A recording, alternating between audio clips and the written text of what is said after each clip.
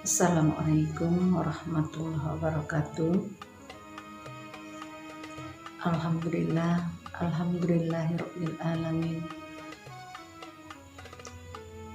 Wasyukurillah wala haula wala quwwata illa billahil aliyyil azim. Allahu akbar.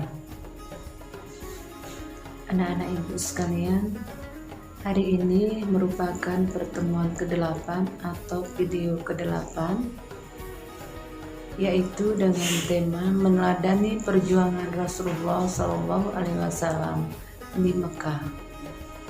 Anak-anak ibu sekalian, sebelum kita memulai pembelajaran daring hari ini, marilah sama-sama kita berdoa.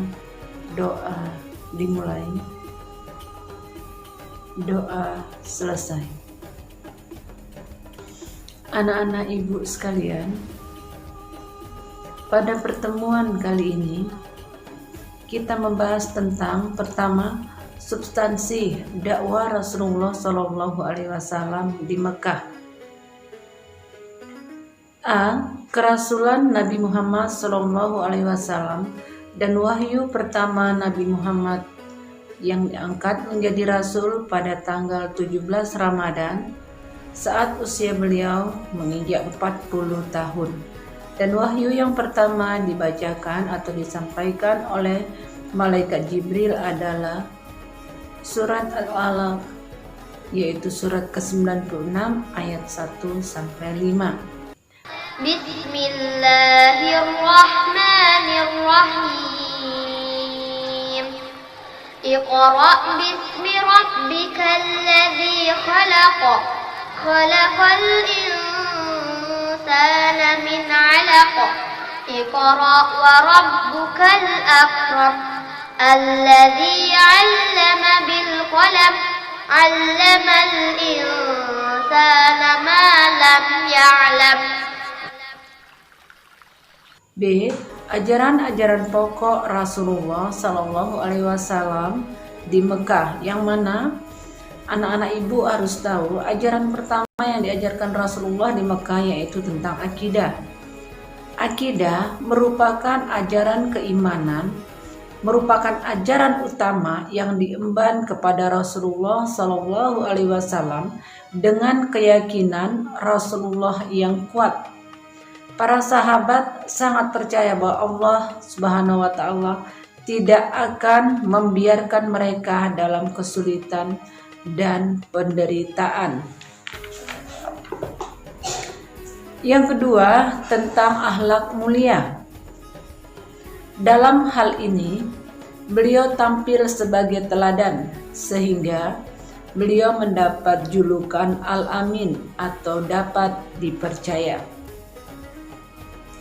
Rasulullah SAW tidak hanya mengajarkan akhlak mulia kepada masyarakatnya, sekaligus membuktikan dengan perilaku yang sangat luhur. Yang kedua, tentang strategi dakwah Rasulullah SAW di Mekah.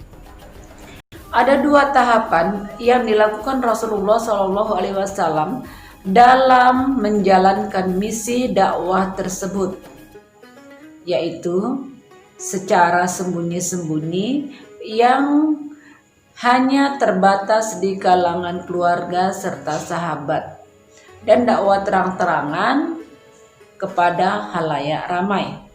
Dakwah secara diam-diam atau al-dakwah bi al-sir. Ini dilakukan agar tidak menimbulkan kekacauan, karena orang Quraisy terkenal keras dan penyembah berhala. Pada tahap ini, Rasulullah SAW fokus dakwanya hanya pada orang terdekat. Itu dilakukan lebih kurang dalam jangka waktu 3 tahun. Anak-anak ibu sekalian, yang kedua yaitu dakwah secara terang-terangan atau al-dakwah bi al-zar. Rasulullah SAW berdiri di atas bukit dan berteriak dengan suara lantang untuk mengajak masuk Islam, seperti tertulis dalam Al-Quran surat Asy-Syura surat ke-26 ayat 214 sampai 216, dan dalam Al-Quran juga dalam surat Al-Hijr surat ke-15 ayat 94. Di sana Nabi mengumpulkan keluarganya dan menyampaikan maksudnya, walaupun Abu Jahal menentang, tapi Ali bin Abi Thalib berkata, saya akan lawan bagi siapa saja yang menentangmu. Ada beberapa alasan mengapa kaum kafir menolak dan menentang ajaran yang dibawa oleh Rasulullah Sallallahu Alaihi Wasallam. Alasan tersebut diantaranya, pertama, karena kesombongan dan keangkuhan. Mereka beranggapan bahwa ajaran yang dibawa Rasulullah akan menurunkan dan menjatuhkan derajat serta martabat dan mengancam kedudukan mereka. B. Karena fanatisme, buta terhadap leluhur. Kebiasaan menyembah berhala dan kemusyrikan lainnya menyebabkan mereka sangat sulit menerima ajaran tauhid dan menyembah Allah. C. Eksistensi dan persaingan kekuasaan, yaitu penolakan mereka terhadap ajaran Rasulullah Shallallahu Alaihi Wasallam secara politis dapat melemahkan eksistensi dan mempengaruhi kekuasaan mereka. Makanya mereka tetap menolak. Anak-anak ibu sekalian, pada video ke-8 ini pembahasan kita yang baru ibu sampaikan, mudah-mudahan anak-anak ibu nanti bisa mengambil pelajaran yang lain atau membaca kembali di buku paket kita.